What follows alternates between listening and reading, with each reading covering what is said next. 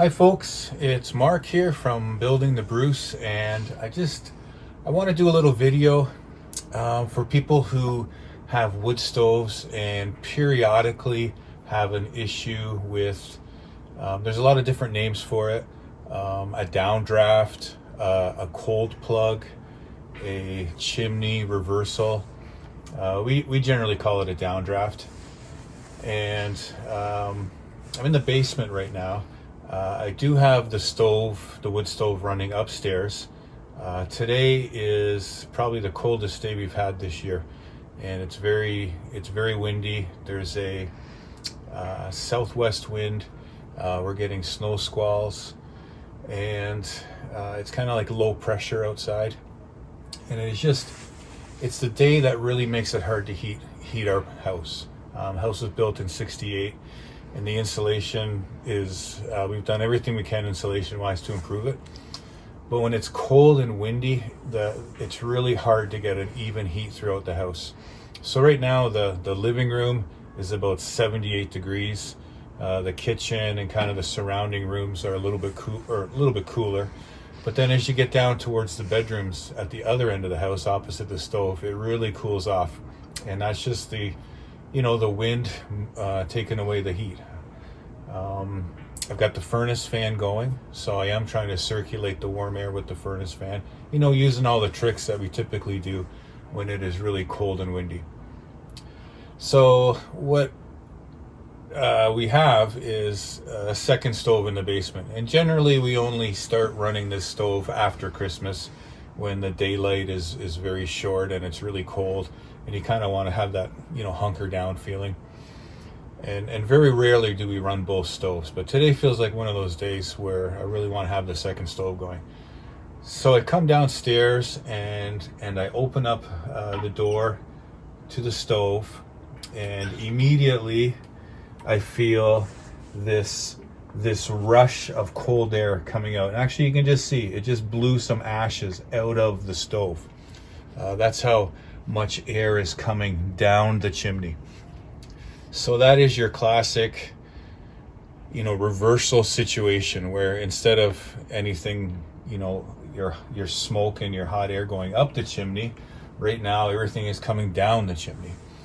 So I gotta say, like early on when we were learning wood burning, we struggled with this, and I think we've kind of got it to a point now where we've really got it sorted out, and I'll explain to you the process of how we do that.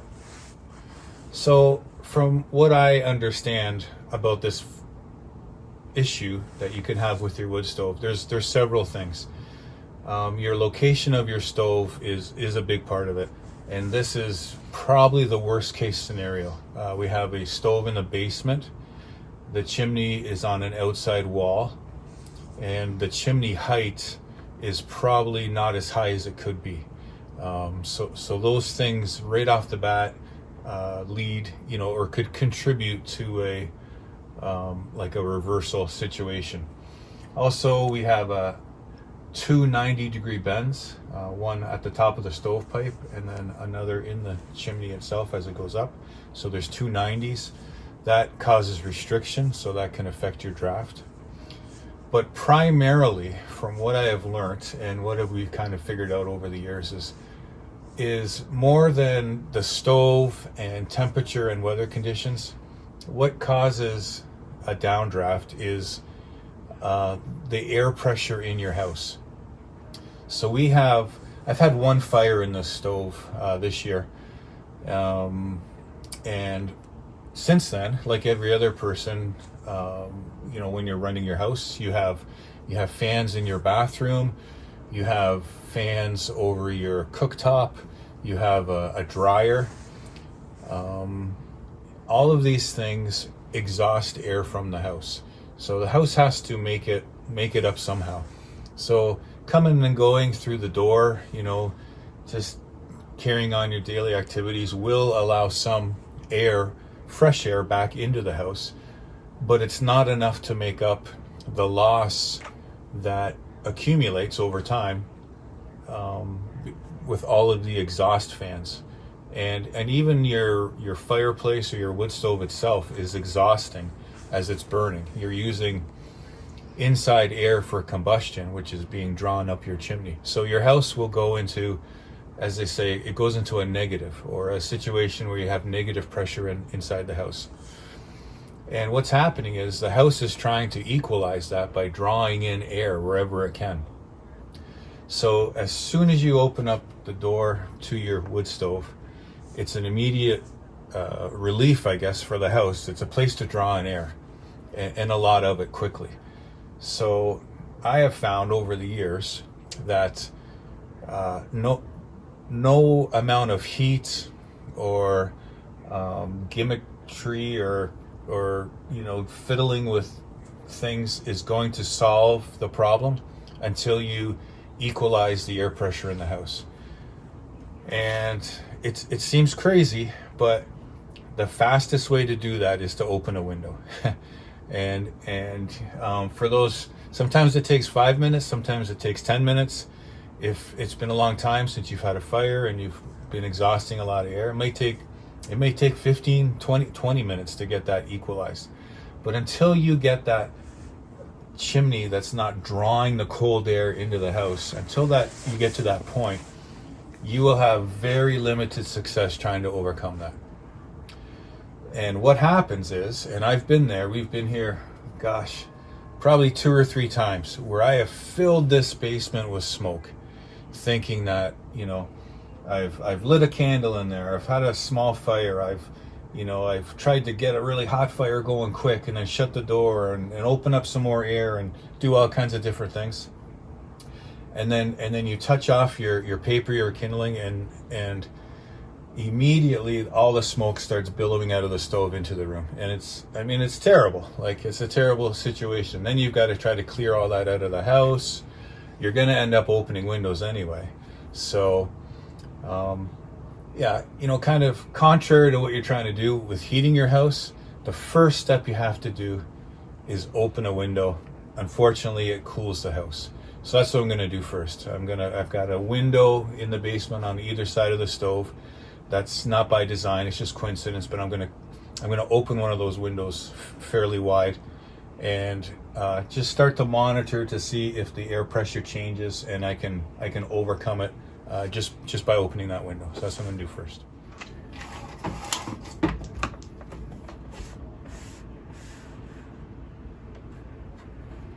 Okay, so I'm not going to fool around and just open that like an inch. I've got that open 8 inches, and the cold air is coming in.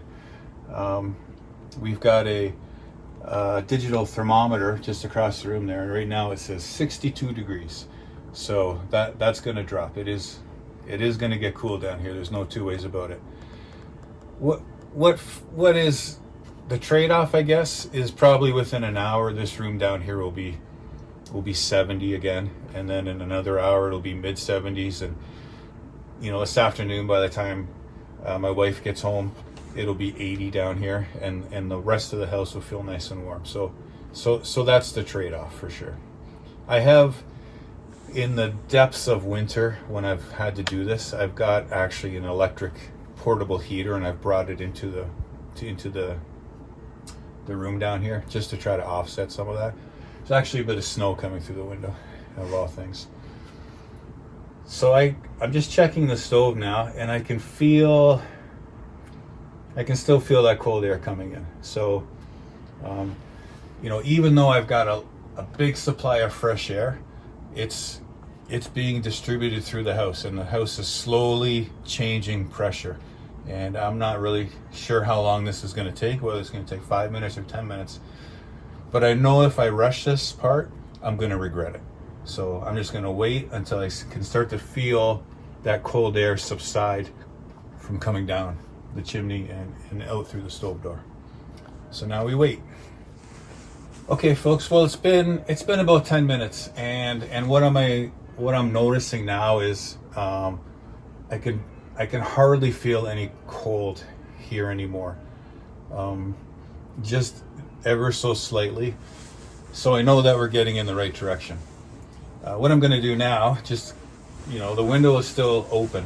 I'm just going to clear out some of the ashes in the bottom of the stove and then show you how I get the paper and the kindling in there before we touch off the fire. So I showed you this in some of the other videos. This is a tool that I make for the wood stove, and it's really nice with this flat edge on the bottom. I can scrape all my coals, and in this situation it's just ash. I scrape all that forward. I'll push some of the bigger stuff to the back, and then this Pacific Energy has a trap door, and I can just push that all down.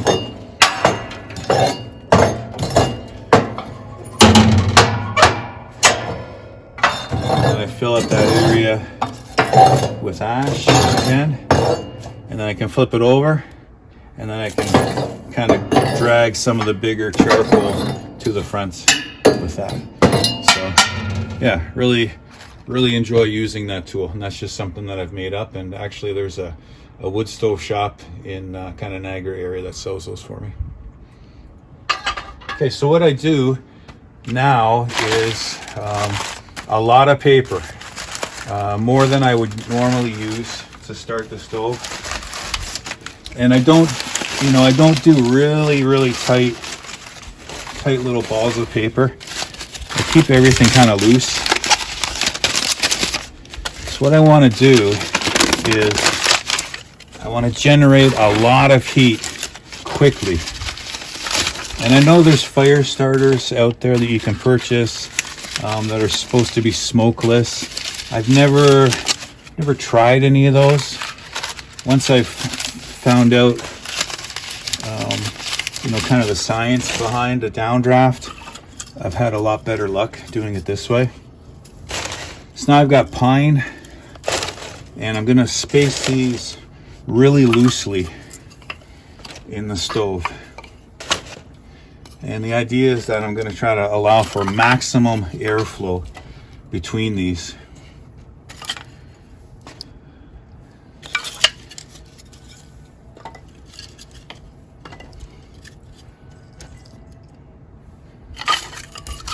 Everything is really on the small side.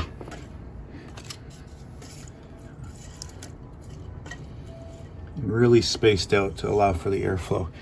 And then what I'll do, this is kind of a variation on a top-down fire, but it's a bottom-up and a top-down fire at the same time.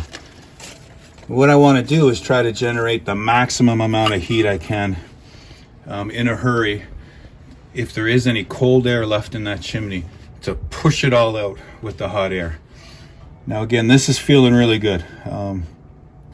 I hardly feel any cold air at all now, and maybe even there isn't, but it's difficult to tell because the room is really cold now. The next step I do is I always start my stoves with just a portable or a disposable propane and just a little torch. And what I do is I set this in the area to allow the heat to kind of build into the stove, and I'll actually hold it up in this area to try to add some heat to the stove without actually touching off the paper and the kindling yet.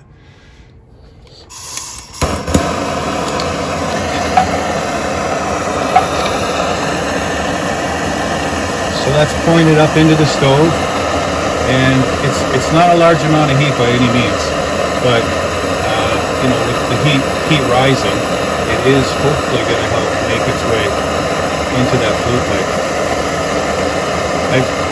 I've even had 2 of those set up at one point, running for a couple minutes to help with that process.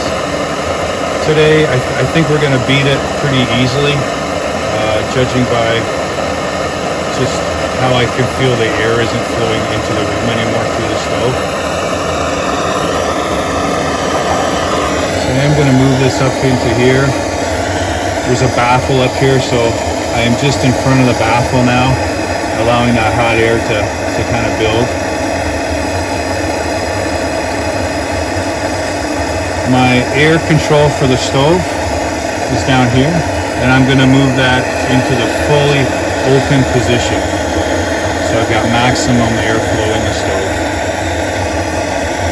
And then what I'm going to do is, and this is why I like the torch as well, I'm going to quickly light as much of that paper as I can while I hold the torch in there as well to let the torch start to burn some of that wood.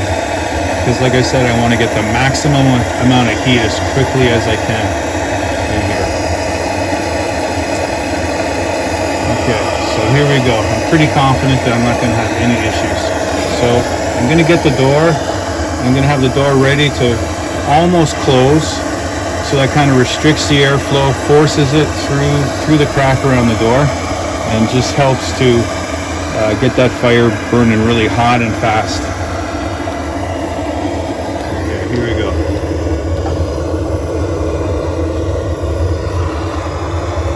Top. And I'm going to continue to hold that torch in there. Just trying to get the maximum amount of heat I can generate as quick as possible.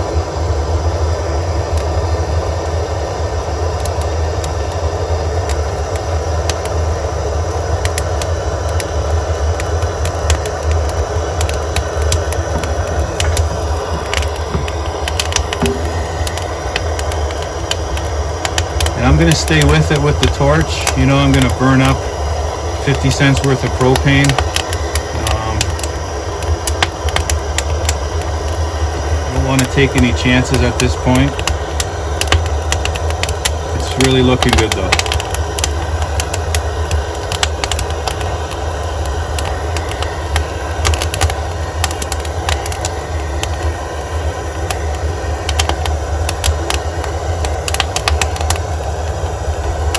Now I will be able to tell as soon as I close the door what the draft situation is like.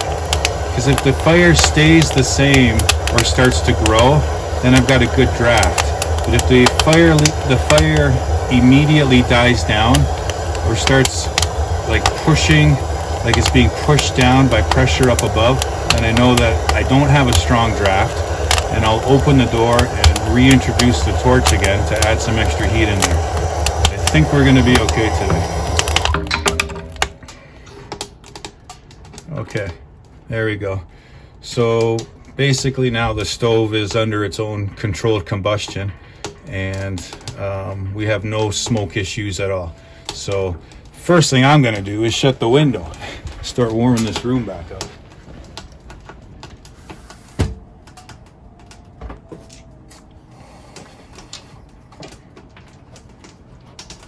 And I'm just looking at the thermometer across the room, and now we're down to 60. So we dropped a degree in that period of time. But we've got an established fire now. There's no smoke in the house at all. That was a complete success. So I will continue to add some small wood.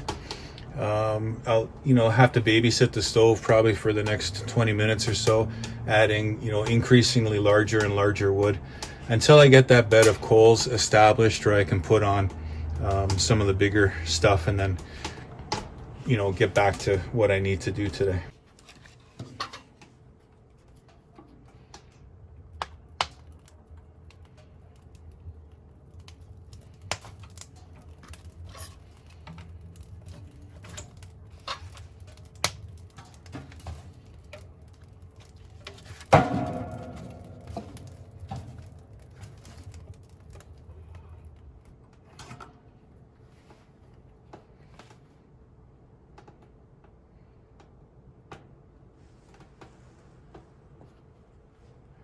Okay, folks, so just gonna wrap up with a little story, I think it's funny. We've gotten to this point now where we've got a pretty good handle on the wood stoves and how to operate, but it wasn't always like that. And I can remember back, my daughter, she was quite small, and we had been away at Christmas visiting my parents, and we came back to a extremely cold house. So the first thing you do is you come downstairs to light the stove. I don't even think we had the stove upstairs in yet. It was just, this was our primary heater. And we come downstairs, and when you know it, we open up the door, and it's like a train going down the tracks, the cold air coming out of that stove. So yeah, we just couldn't we just didn't know about opening the window and didn't understand the airflow issues and the pressure issues. So what we did was we took the flue right off the top of the stove and took that all apart, and thinking we just need to get hot air up the chimney. So first we started with a hair dryer on high, and that wasn't doing it. And you can tell because you're fighting that cold air. It's just coming down the chimney no matter what you do. So we started with a hair dryer. That didn't do anything. If anything, it made a mess. And then we added a heat gun. So we had a heat gun going in there, and we still couldn't beat it. And then we had a little electric portable heater, like stuffed right into the flue opening, trying to force hot air up there.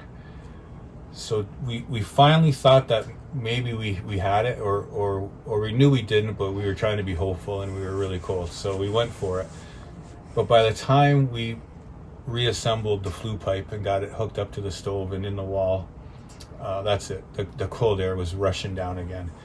But we lit the stove anyway, and I tell you, there's no worse feeling than when you light that stove and you see all the smoke just billowing back into the room, and there's nothing you can do about it.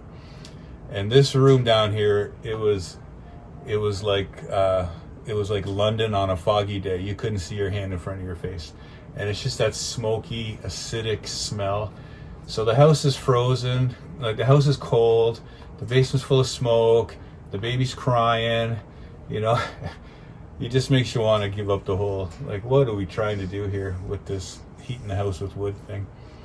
But you learn trial and error, and you learn a lot over the years, and certainly there's a lot more information out there now than there used to be. So anyhow, I guess that's it for today. We got a fire that's starting to take off now. You can see the eco fans spinning, and the room's already up to 63 degrees. So we're making some headway in a relatively short period of time. So I'm going to leave it at that. And I hope I gave you some information that you find helpful. Certainly every situation is different, but I think the basics are going to be the same for you. Is you got to get the air pressure inside the house equalized, or I don't think you'll get beyond the point where you can get the heat up the chimney. And I think that's basically what it comes down to. So I hope some of these tips work for you. If you like, we'd really appreciate it if you like the video. If you've been following along with some of the other stuff that we're doing up north, and you want to subscribe, that would be great.